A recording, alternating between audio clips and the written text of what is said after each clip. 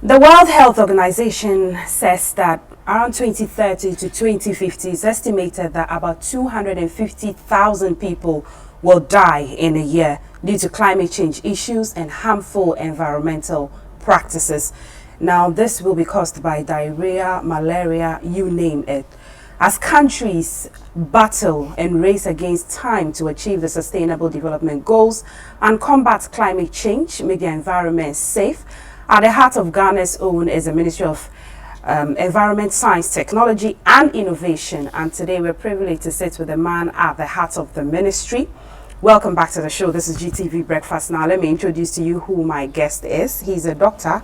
Many do not know, but he's Dr. Ibrahim Mohammed Murtala. He's the newly appointed minister in charge of the Ministry of Environment, Science, Technology and Innovation. Honorable, you're welcome to the show. Thank you. Good to have you. Good to have me at a time when my fasting is... I know. Ramadan Mubarak. And how is the Ramadan? Alhamdulillah, Okay. we can't complain.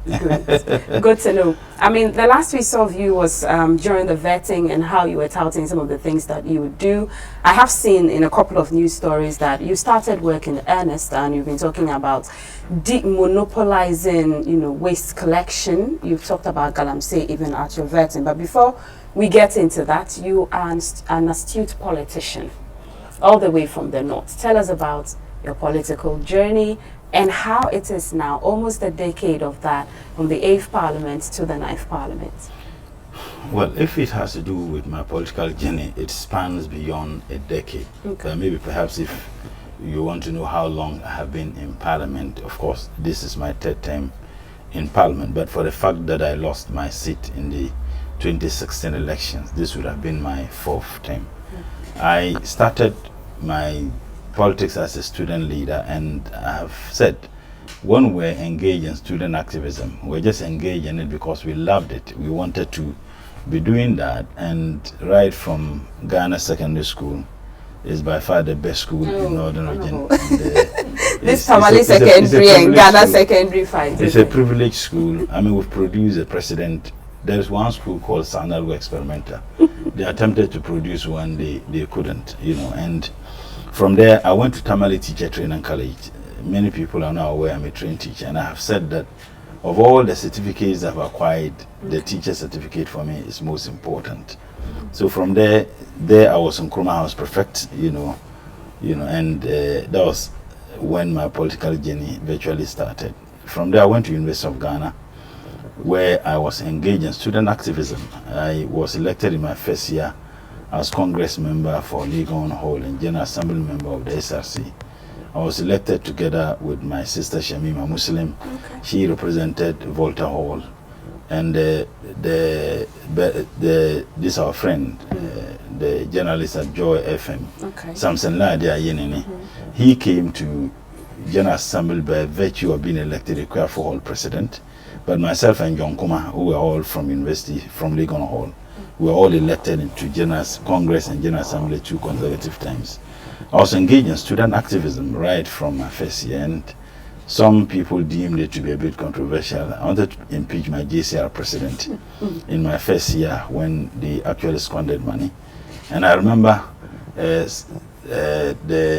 Honorable Agalga was my lawyer, and Martin Pibu was the lawyer of the JCR presidents who were impeached, and were in court for about 1 year. And very interesting. And Bernard Bavle was my 1-year gene in the same hall. We debated together, of course, as opponent in a debate. The famous debate we engaged in was the American invasion of Iraq. I was against the invasion and they were for. Several years back, I told them that I think I have been vindicated, and on the day I guess I won the debate. So from there, then when I finished, I became a teaching assistant at the psychology department, and that was the year we created University Students Association of Ghana. I was one of those who indeed formed that, and there was some positions reserved for national service persons. And when we created it, and I said, look, I wanted to end up in academia, to be very honest. If I was remained in the department, I would have been a full professor now strongly at the psychology department. A lot of my colleagues and some of my juniors, my study mates, became professors because they remained in academia.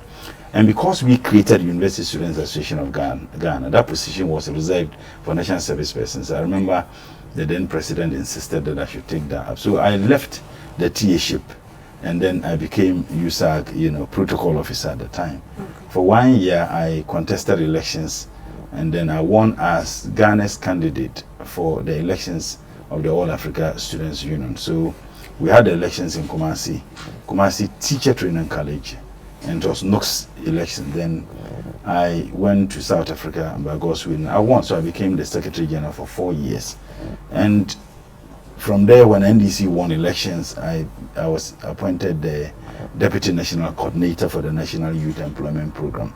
And I have boasted, which is a fact, that I have been the longest serving student leader in this country. For 10 solid years, I was actively engaged in student activism, but I wasn't doing that with the mind of getting into national politics. Okay. We loved the student activism, where we had this, socialist and communist position.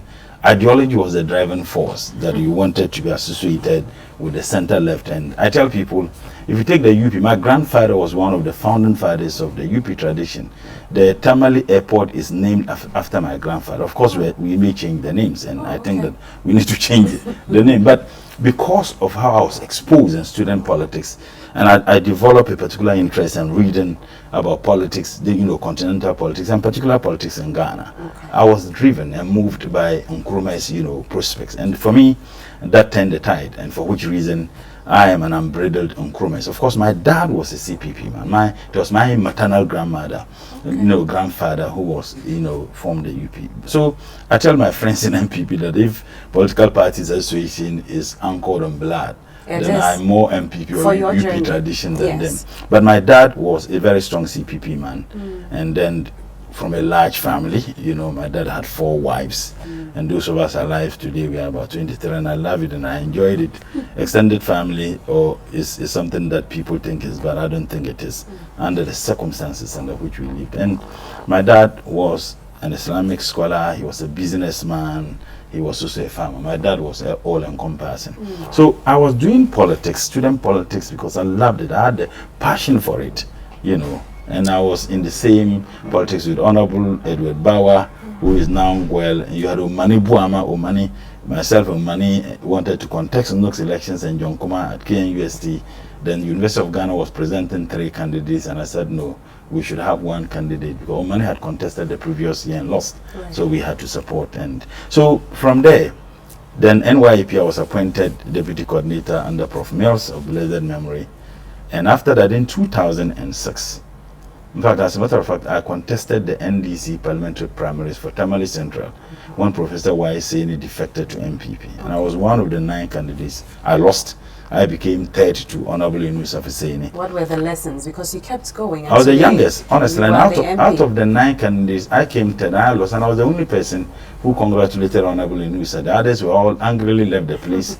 I supported 2008. I contested him again, and then I lost. Unfortunately, 2008, we lost the Nantong seats. And that is where my father is coming from. My father's father is from Jangai. My father's mother is from Nantong. So I went and contested the Nantong seat, won the primaries, and became the MP for 4 years. Unfortunately, I lost it again. I won it from an MPP sitting MP. Then I lost it in 2016. Then I decided to go back to Tamale Central. And from Tamale Central, it's quite a hot about seat, 2 times. Yes. In fact, when I won in 2012, then President Mahama, gave me the privileged opportunity to serve in his government as the Deputy Minister for Information and Media Relations. Right. Myself and Honorable Felix Kwachi, who I call my brother, were there very young. And Honorable Ayerga was our boss. He was then the minister. So 1 year, we were reshuffled. I was moved to employment for about 2 weeks. Okay. And then I got a call that I should go to trade. And I went to trade for 3 years. And then when I lost, and then NDC also lost, I wanted to just go back to academia fully. You did? I wanted to. So why did you stay? Well, I didn't want to waste the time, So when I lost, I decided to just go pursue. I wanted to pursue some career, and I remember Professor Tugoba, who said you have about 2 masters, and why not go and do your PhD? Then I applied, got my admission. I wanted to do it at Witwatersrand initially, but they wanted me to be there for at least a year because I had the intention of coming back to Parliament. I said no. Then I applied University of Ghana. I applied at 2 schools, Political Science Department and Institute of African Studies. Went for the exam and the interview. They all offered me admission. So I decided to do the PhD in Political Science. So from there, I said one day that to do LLB, it was my good friend, Honorable the MP, the embattled MP. I told him that he came to Parliament by default because I felt he lost his seat. Patrick Buama. Patrick Buama was the one who insisted that I should do law and even went for the form. I did remember hearing you say but I told him that he is not supposed to be in Parliament. Well, he never won the elections. He lost. But he's a very nice guy. He's a good friend of mine. So that is where my political journey began. From student politics, actively engaged in it, loved it, we cherished it, we were happy. And I remember when I was asked to Secretary General, I had a secretaries in Ghana, I had an office in Ghana, one in Tripoli and one in Pretoria, at that time. So I was shuttling. So because of your vast knowledge of African politics, what would you say to those who say that Ghana's politics and sometimes the members of parliament, behave infantile and our democracy is not as strong as we may think it is? Well, I think that we have made some tremendous gains. I mean, frankly, I think, of course, there are some challenges, and I have said, and I'll reiterate saying that I really do not want to be identified as Honorable Murtala, because I have said in the past, and I want to reiterate saying that the conduct of some members of Parliament are absolutely dishonorable, and therefore there isn't any fun, or pride being associated with the title. But they are outstanding members of Parliament who understand the job, who think so much and care about their concerns, about the laws, the need to, they demonstrate some honor and dignity. But there are some few members of Parliament, of course, by their conduct, you wouldn't want to be associated with it. But the issue of sometimes the unfortunate skirmishes we have in Parliament, it happens everywhere. I mean, the biggest democracy we have in the world is the Indian democracy. They have exchanged blows in the Indian Parliament. As a matter of fact, in the Congress of United States of America and Senate, they have exchanged blows before. As recent as just the last elections, we witnessed what happened in the United States of America's Congress. We have seen many even the British Parliament, there have been instances where people. So the impression should not be created as if because there have been sometimes unfortunate scenes that people may see on their TVs. Would you agree that you probably could also, say certain things in certain ways instead of how you say them on the floor of Parliament? You have been recently at the heart of, issues that name calling in Parliament when one of your members of Parliament is alleged to have been called a murderous daughter and all of that. Well, I think that what occasioned that particular incident was a statement which was made in commemoration of J.B. Dankwa. And in contributing to that statement, I stated a fact. And maybe people have forgotten. This is not the first time I engage in such.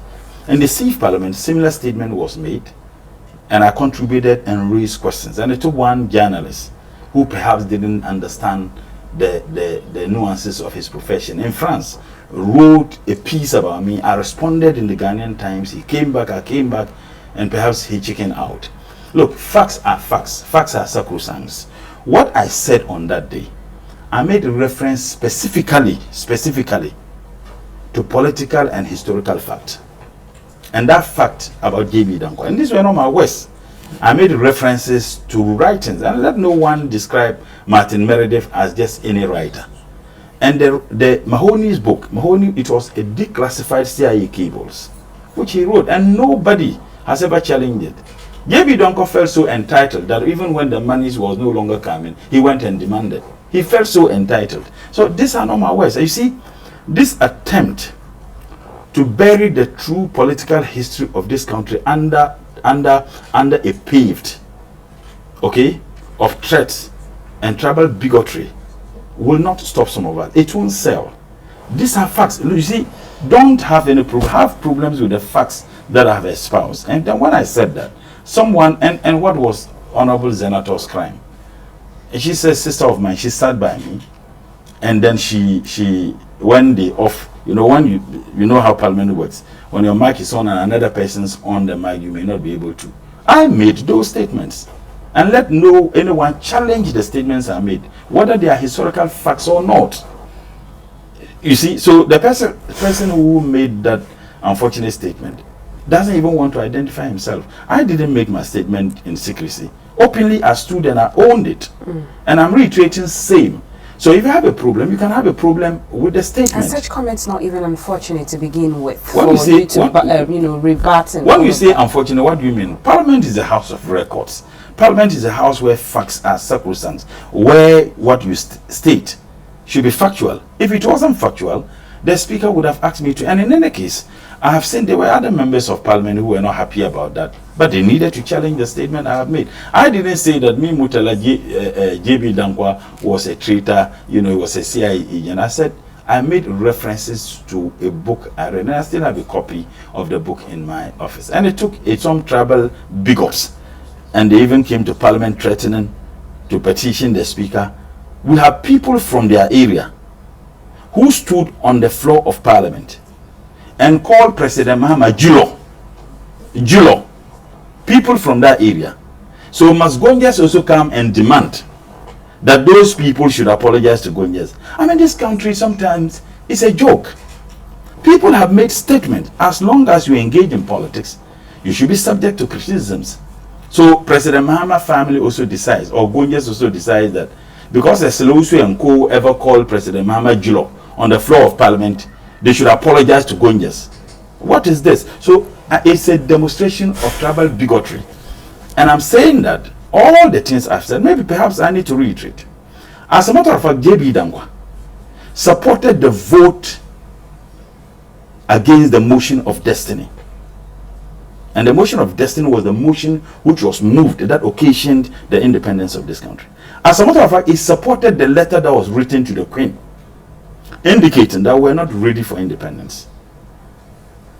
You see, when we had the 1948 riot, the 1948 riot was as a result of the demand that was made by ex-servicemen, Ghanaian soldiers who were sent to fight a war that had nothing to do with them. Second World War, it was not part of our war. We had nothing to do with it. But because we were still under the servitude of colonialism, they were sent to fight a war. And some promises were made of decent accommodation and some stipends that were to be given to them. Unfortunately, when they came down, they refused to give them those things. So they demonstrated. They were working towards the castle. The question about castle. And then it took one very silly, and I want to avoid the words because I'm actually in the month of Ramadan. Major Imri, a British, military officer who instructed that they should be gunned down. And those ex-servicemen were gunned down.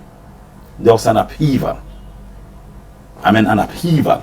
It generated, people started destroying things and, destroying properties of the so-called colonial masters. Now, that led to the rounding up of the so-called political figures at the time, particularly some of the UGCC members. Nkrumah was not even in Accra. Nkrumah was at Solpom. When they rounded them up, they all said they had no hands in it, that it was Nkrumah who masterminded the riot. That's what they said. 1948 riot. That was what they said. The other five all said, including JB Dankwa, that it was Nkrumah who masterminded the 1948 riot. You know what they did? They arrested Nkrumah and freed them. Nkrumah was incarcerated. Today, because some people indeed have attempted to rewrite our history, they claim that these are the Big Six. There was nothing like Big Six. A lot of them were traitors. So, if indeed Nkrumah, and in fact, as a matter of fact, if you read I Speak of Freedom, Nkrumah's book, Nkrumah indicated clearly he had nothing to do with the 1948 riot. It was an upheaval, an implosion of the Ghanaian people because of what happened at the Christianborg Castle, which is now, the Osu Castle. So there was a demonstration. When they rounded them up and interrogated them, they all said it was Nkrumah.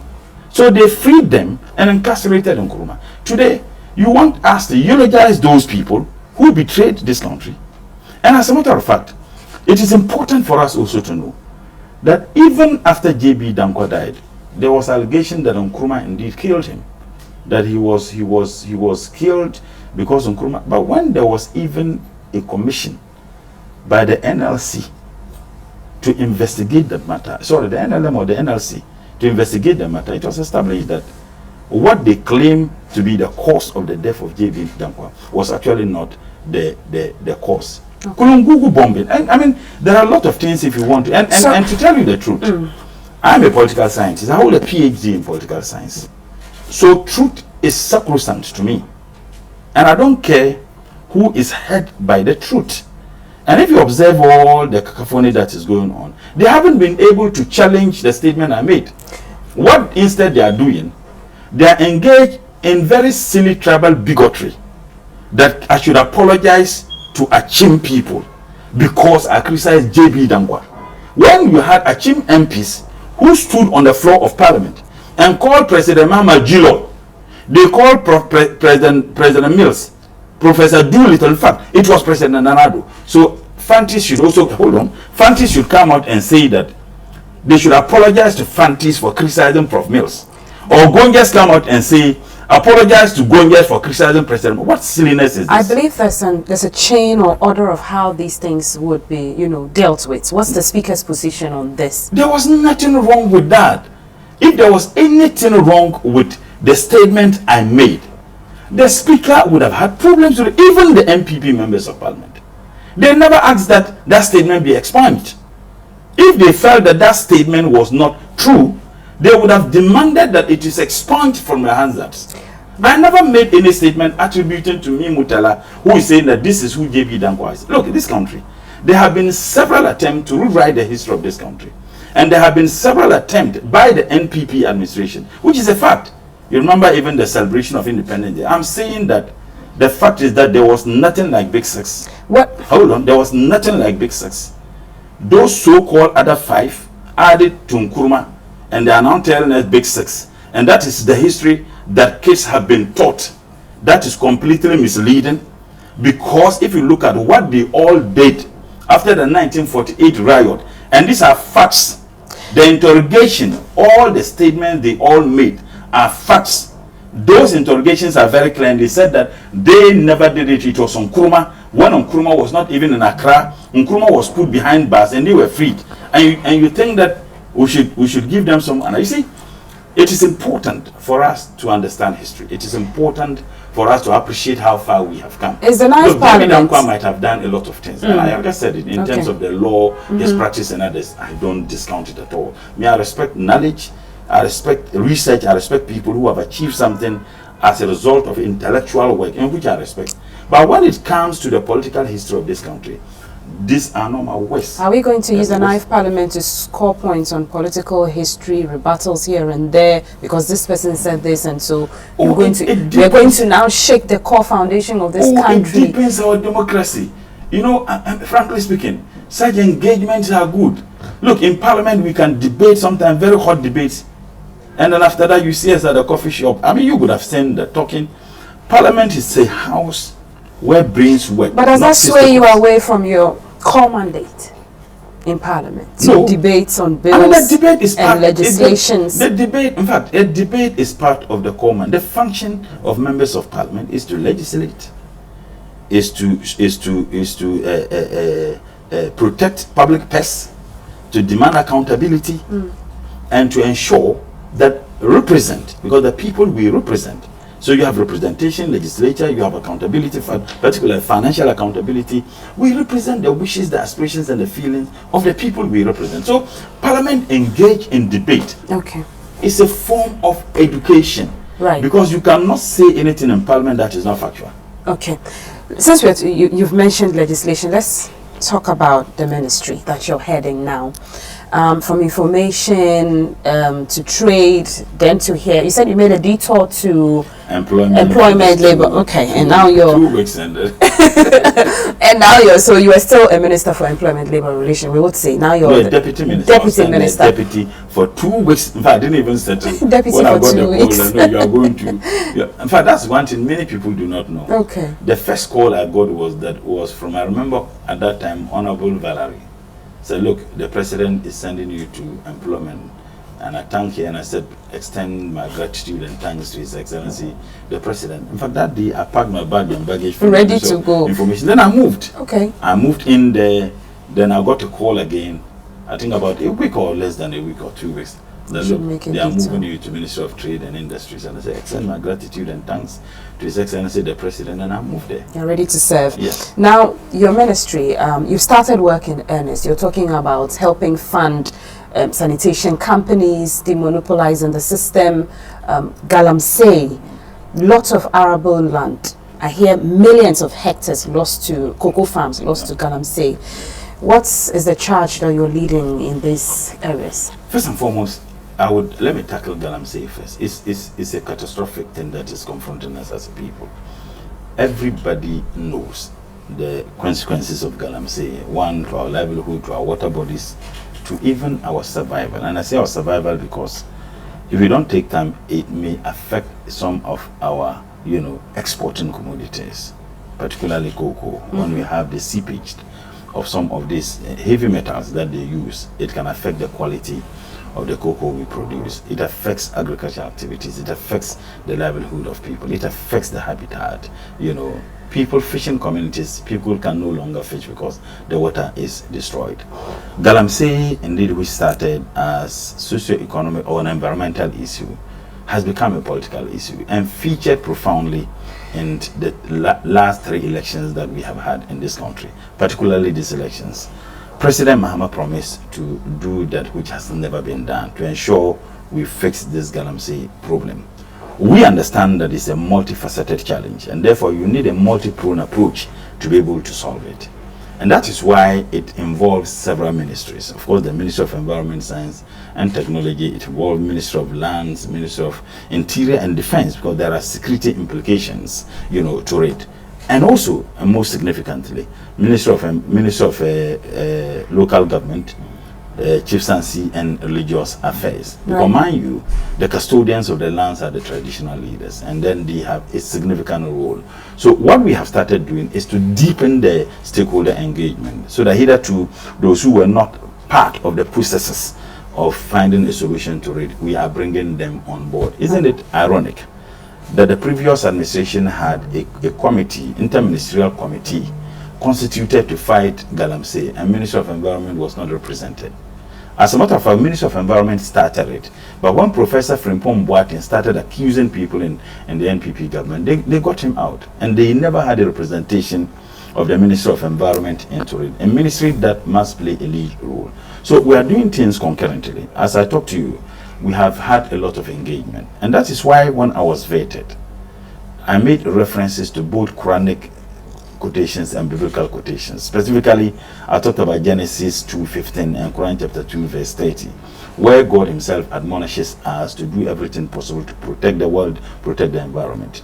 And even in Islamic jurisprudence, even in war, in battles, the Holy Prophet admonished that you don't cut down trees, you don't destroy water bodies. And clearly, and that hadith is sahih, it's an authentic statement the Holy Prophet made. There are several verses in the Bible that God Himself admonishes us to do everything possible to protect it.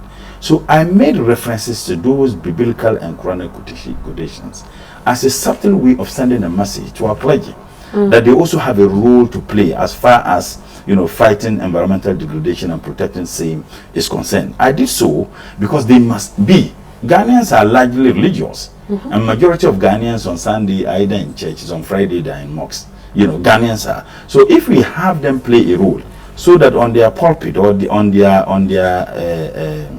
sermons, and in Islam we call them mimbars, and then the Fridays, they can be bringing out some of this and admonishing people to also participate in protecting the environment. So we have brought in religious leaders, traditional authorities, But we are not stopping there. We are also doing it concurrently with the security forces getting into the forest areas to stop that. But we have started a process to repeal the LI 4262, which the NDC. Mining and Forest Reserves. I've actually done the necessary work. The Minister of Justice and Attorney General, wrote back to us, and then I signed it today. Okay. We shall start the process to repeal that aspect of the law. Now, so in as much as we do that, the other question is that if we're able to stop people from mining in those areas, destroying our water bodies, then the justification, rightly or wrongly, that they are engaged in galamsey because they do not have jobs. What are we doing? So we are looking at providing alternative livelihood for those people. Okay. And fits perfectly in President Mohammed's vision of the Blue Water Initiative, as captured in the NDC manifesto, and every man per tree, tree for life. And we have extended it. And if you listen to President Mahama, the sooner he said every child per tree. Yes. Because we feel that children are very competitive. When you engage children in tree planting, it helps. The Minister of Minister of Lands, they sunk millions of, hundreds of millions of Ghana cedis in the Green Ghana Day. Where are the trees? Well, and I think it ought to be investigated. Evidently, millions of trees have been planted every year. Where are they? And the minister led the charge. Where are the they? Media was there to cover the tree where are planting they? Has the media across gone the country. So you're calling for an audit of these trees that were planted across board for 8 years. You went there. Where are those trees? Where are they? There is one thing attempting to plant trees. And mind you, each tree they claim they planted had a market value. I think that there should be some proper auditing in that. And because you had a ministry that didn't have the capacity to do that, was engaged in that, and some people leverage their proximity, if you like, to the appointing authority, it ought to have been handled by a ministry with the capacity to do that. And that ministry is Ministry of Environment, Science and Technology. So I'm saying that those we have had, now the lands are destroyed the more, the lands are not reclaimed, the water bodies are not restored. On Saturday, I represented His Excellency the President as Adisadal College.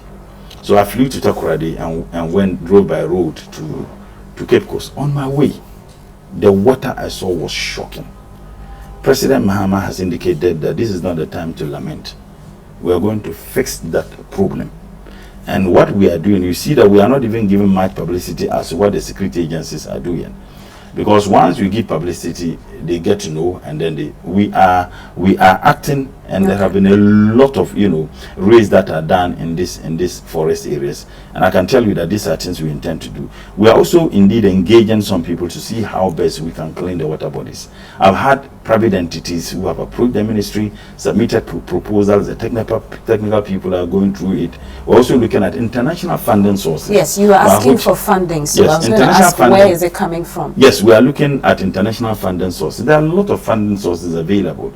We are engaging a consultant who would work with MEST. In fact, MEST.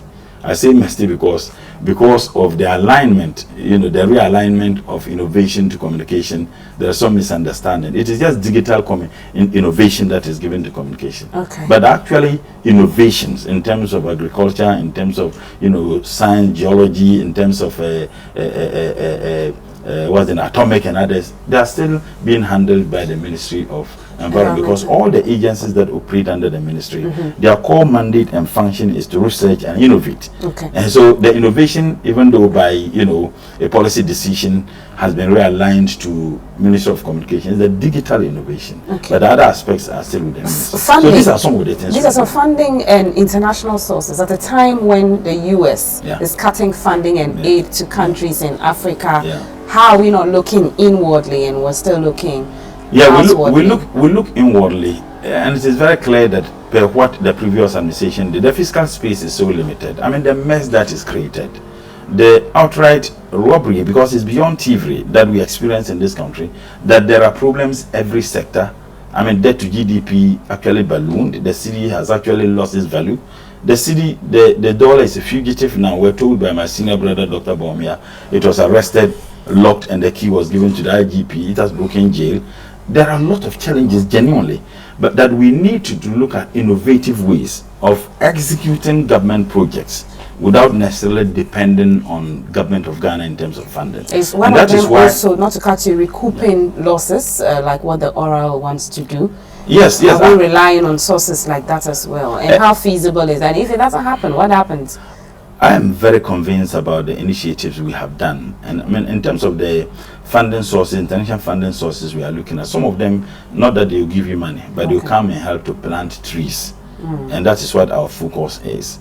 And we are looking at planting just trees that are commercially viable, that the people can engage in that. Because if you come and stop galamsey, clean the water bodies, and you don't solve the root cause for the galamsey, you would have done nothing. Or perhaps you don't solve the perceived root cause. Because the people who are engaged in it argue that they are doing that because they don't have jobs. So if you come and stop galamsey, clean the water bodies, reclaim the degradable lands, and then the people still do not have jobs, they may be tempted to go back to it. So it's a multifaceted approach. Okay. We are ensuring that we reclaim the degradable land, restore the water bodies, and we're also looking at alternative livelihood for the people. And where the media has a major role to play, and I use this opportunity to call on you, particularly GBC, GTV, you have wider coverage, I guess, than any other media house, that if you can also have a role to play in that. There was a video, that video went viral, and I believe that you would have seen that video, where a gentleman who sold his cocoa farm, while they were cutting the trees, the cocoa trees, to do galamsey, he sat there and said he couldn't pay his children's school fees. And he's been farming, engaged in cocoa farming for several years. Now with this sale, he's able to generate. Such a person needs help. He needs help because, yes, you would have paid the fees of your child. First year, second year, third year, where would you have them? And the cocoa farm is gone. So I think that the media has a role to play to support government in sensitizing and educating people, the need for us collectively to also help towards, maintain the environment. But last point I want to make on this is that the carbon trade. When you came, I had a meeting today. Carbon trading is the way to go now. One, it helps you restore your degradable lands, and it also generates money for you. When you emit, there are companies, in a simple explanation, you can have a private company that engages, let's say, locomotive or vehicle manufacturing in America, for example. They can come and give us funding to plant trees. So when we plant trees, we reduce the emission level of greenhouse gases. They continue to emit, but they are paying for what they are emitting. They are paying that money to us, and then we can use them to do things that will sustain the environment and create the needed jobs. There's another thing President Mohammed mentioned, EVs, that is the electronic vehicles. People would love to have electronic vehicles, but the reason why many people are not encouraged to buy them is the infrastructure is not there. So what we intend to do at the ministry, we have had some proposals.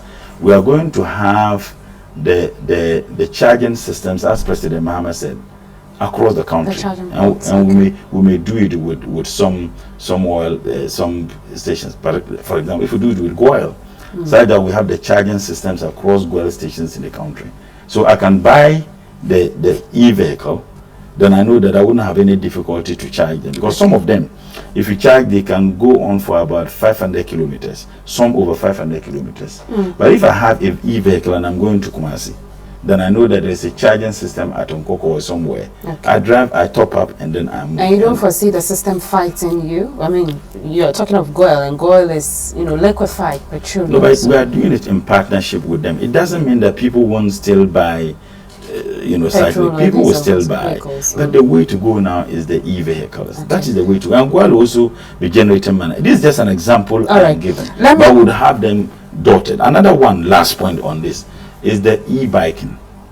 President Mohammed promised this, the Okada, motorbikes. We are looking forward to doing it e-biking, so that they don't depend on liquefied petroleum or whatever for that. They can be having batteries that they swap. Now it reduces the cost. It is environmental friendly. It helps, to reduce the emission level, and it also creates more jobs for young people in this country. Right. Let me take your mind to the north. When you talk about commercial trees, you're from the north, and I'm sure you've heard how the heat season impacts the climate change, and how farmers, a year ago, the dry spells, lack of rainfall, charcoal burning, cash crops like shea butter, rosewood. What's the plan demographically for the north as against here in the south? I farm myself. Okay. Unknown to many people, I'm a very big rice farmer. And I have acres close. In fact, with the increases I'm having, it should be getting, in the ranges of 1,000 acres of rice farm. And it's been good.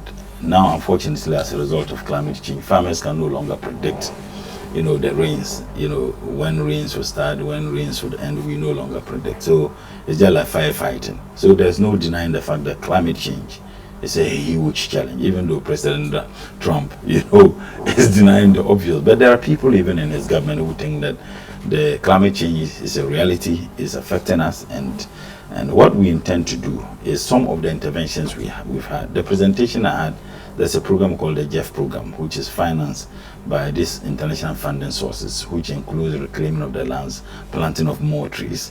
Now, if you look at the northern part of the country, it's virtually becoming desert because the trees, that is why I asked the earlier question. Yeah. My kid brother Abujinapo, the trees they claim they planted, where are they? If they claim they planted millions of trees, I mean, it is more even desertificated even than it was before. I think that such interventions are interventions that people must see some reality. That is why we want to have this. Are you scrapping the Green Day tree planting? I mean, clearly it was moribund. I mean, it didn't yield anything positive. If it did, where is the results? What we intend to do is to implement the every child per tree, so that this one is feasible. If you have a school that has, let's say, primary school, total number of students to be, let's say, 1,000, and you see that 1,000 trees must be planted by every child. It's something that is feasible, that you can easily tell. And that school, if you are bringing trees for every child to own a tree, will bring the number of trees that commensurate with the number of students. Okay. So that even if there is a market value for every tree, it can easily be accounted for. What will be the tracking mechanism for that? The tracking mechanism can also be done by you, the media. So that when we do, people can easily find out. If you see that we have planted 1,000 schools using 5 schools in northern Ghana and mention the names of the schools, you can all do your investigation, find out from the heads of those institutions how many trees did they bring. Okay. Transparency and avoiding corruption is sine qua non to any successful, projects that any government would want to implement. But what they did, Minister of Land, they plant trees, you couldn't even see the trees. There were a lot of questions that people asked. I remember it generated some heat and debate as to whether indeed the number of trees they claimed they planted were the actual trees that were planted. And mind you, each tree had a market value. We must do things differently. Okay. And when children are allowed to do that, children are very competitive. Every child would have a responsibility to protect his tree. How those trees are going to be nurtured is something that we can fashion out. And as I talk to you, I've had meetings with some international funding institutions, with the consultants we are engaging. Because there's the physical space is limited. We think that we must leverage the opportunities therein in these international funding sources to be able to execute these government projects, and that is precisely what we intend. Okay, so tree per child for the north, and that's going to be across the country. Yes, across the country. Okay, let's wrap it up with sanitation. Yeah. Waste management in Ghana seems to be a problem. Technology and innovation, what's the support there for young companies, young brains pushing for job creation who will go into this area to change the face of our waste management? Waste management comes in twofold. We have plastic waste, we have, what's the name? Electronic waste. Remember, I went to Agboboloshi recently. We have what we call a collection center, the e-waste, that is electronic waste, which is hazardous and dangerous to the lives of the people who even process them. And a lot of these young people, they go. You mean the scrap dealers? The scrap dealers. Okay. And apart from the scrap dealers, there are these young people who go around, they bring the e-waste, they need the copper. Yeah. The copper in it. And when they come, the only way they can access the copper is to burn those materials. Absolutely. So we created a center that is a collection center. And we have a bigger center somewhere. Now we realized that a lot of the young boys were no longer sent them to the collection centers. So I wanted to go there to find out. So I went to Agboboloshi myself. I guess your station was there to carry the story. And we realized that the people had a challenge in regards to the incentives that were given to them. And that is what we are working on. I've constituted a team, a small team headed by the chief director to see how we can improve the incentives that is given to them. Again, I visited some plastic, recycling centers across the country, and I was surprised some of the potentials. we have some funding which we are giving to them. And when I came, it was left with me approving. And I said I will not approve anything unless I visit those centers themselves, ascertain, what they are doing by myself, and before I can go ahead to give the approval for the release of those funds from these international donor funding sources to them. Some of them get about $500,000, some get about $450,000. What they do is to collect these plastic wastes. Some of them, they recycle them, and then they sell them to recycling companies who turn them to finished product. The rubber buckets that we see, some also they pack them and then they sell them. And there are a lot of huge, demand for them. They all help to reduce. Only 10% of plastic waste that is generated in this country we are able to work on. Only 10%, particularly in Accra. Only 10%. So the other 90%, what happens? So we are looking at other funding sources where we can expand the facilities. 8 companies were selected, that is plastic waste recycling centers were selected. And then when we are approved, and then the other 11, I think that we should extend some to Kumasi, because I asked them why we don't have even a single one in Kumasi. We don't have one in the northern part of the country, in Volta. And they said piloting, but I said you cannot pilot without having one in Kumasi. I don't think that there's any city that will generate more plastic, than Kumasi after Accra. And therefore, why would you have a piloting like that and you don't have it? So I insisted that they should extend it, get private entities who can take advantage of that. We give them the funds, monitor and ensure that they also help to execute this. Then the other one, we'll see how we can expand it. It's a job creation opportunity for several young people, particularly women. My focus is that all the interventions we have, and anywhere we go, I demand how many women have you recruited, because they constitute majority of the Ghanaian population, and therefore affirmative action also in fact, it's just even not affirmative. You just need to be human to be able to do that. That when we have 2 sexes and one is grossly disadvantaged because of some socio-cultural values, silly values sometimes, and some policy interventions that exclude them.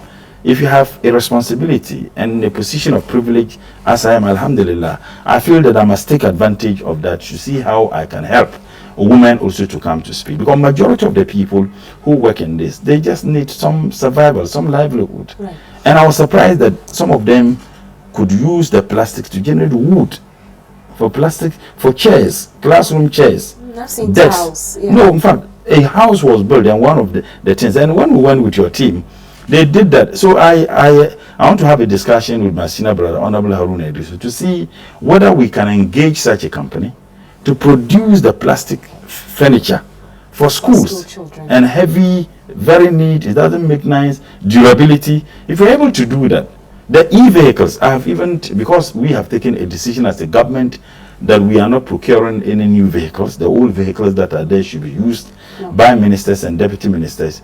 In the event of we wanting to do that, I have indicated to the minister we should go in for the e-vehicles, by which time we would have had the structures in place. Okay. And I believe that you may also want to change your car and then purchase an e-vehicle. Hopefully, Honorable. What's finally the education drive that the ministry is pushing with waste? I'm still on waste segregation, because people still don't seem to understand the value in waste. When I said that my objective is to demonopolize waste management in this country, I'm not going to back down on that. I've seen people who have gone ahead to say that I was targeting Zoom Lion, I was targeting. I think that if indeed the private entities that are managing our waste were that efficient and effective, we wouldn't be complaining. We are complaining because there are still some challenges. That is not to say that they are not doing well. I believe that if we actually decentralize this and engage local authorities as SMEs, they will do a lot. In the areas some of us live, Zoom Lion doesn't even operate in those areas. You have these young men who are using some tricycles and who are doing it. If you regularize it, and I believe that Zoom Lion itself will be happy about that, so that we expand it. The country is so big that it is difficult for one company managing our waste management in this country. If we expand it, for me, I think that it is something that is going What role will technology play in all of this? You realize when, and I'm happy you've asked this question. When I came, I engaged the various agencies. I went to Ghana Atomic Energy Commission, GAIC, and some of their institutes. I went to CSIR and some of their institutes. I went to NBA, Nuclear Regulatory Authority. I went to National Biosafety Authority. I went to NRA, Nuclear Regulatory Authority, and Waste Management. I visited, and I was flabbergasted. The capacity of these agencies to help solve the dependency of this country on other countries for basic commodities. Something positive came out of that. Okay. When we went to CSIR, particularly their Crop Research Institute, I was shocked that they could produce a lot of food, wholesome food for school feeding. And we raised this when we went for the budget hearing, and it is pleasing to announce that the Minister of Finance agreed on principle to see if they can engage CSIR to supply this wholesome food for our kids in our schools under the school feeding. And I think for me that is positive. It's an opportunity for CSIR to be empowered financially and to produce more. They have the capacity to produce. They have the capacity to produce. There is demand to produce, but they don't have resources to put that capacity to use. And that is what we are looking at. I intend, trying, if I can explain to His Excellency the President, to visit those agencies. I was shocked the capacity of the agencies to do that which this country so need and desire. So what we do is that I'm engaging even the Ministry of Health. There's something that guy does where there are some machineries or sterilizations that they do. They rely on foreign companies to do that. GAIC and some of their institutes have the capacity to be able to do that, and these are some of the things we are doing. I believe once we do this, we'll be able to empower those agencies financially. Now, once they have the financial capability, they'll be able to expand, and once they expand, they enjoy the economies of scale, cost of production comes down, and they'll be able to supply some of the things that we need as a state. Okay, I'm sure.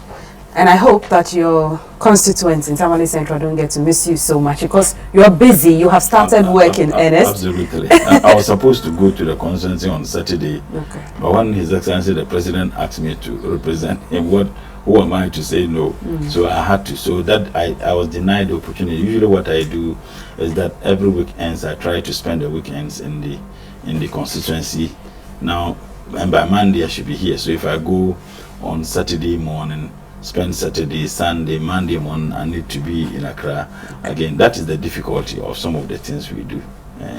Amazing talking to you, Honorable Tupaya. We're so grateful to have you on GTV Breakfast. Lots that we have unpacked with the Minister of Environment, Science, Technology and Innovation. We've spanned through waste management, electronic vehicles, climate change, environment sustainability, tree planting, a tree per a child, and other projects that the ministry will be rolling out, policies that the President, John Dramani Mahama, has spoken about in the lead up to the campaign that led to the NDC winning power in 2024.